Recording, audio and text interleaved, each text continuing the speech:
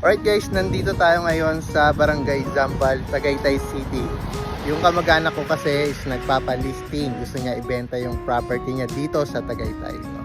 Kung naghahanap kayo ng medyo malaki-laking lupa, tatayuan nyo ng rest house, pwede to sa inyo. Maganda dito, meron na tayong kalsada. No? Meron na tayo. So yan nga guys, yung binibenta nating property, it is a 1,872 square meter lot area. At meron ka na ring right of way yang nasa gitna. Ganito naman itsura niyan guys kapag nalinis. At ang maganda dito, nasa tapat lang tayo ng kalsada. So hindi tayo mahirapan, accessible tong area na to.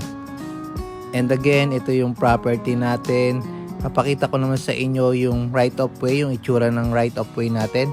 May sample tayo niyan. Ito guys, no, kung mapapansin nyo, maganda rin naman. At kung interested ka sa property na to, message mo lang ako, mag-set tayo ng viewing. Salamat!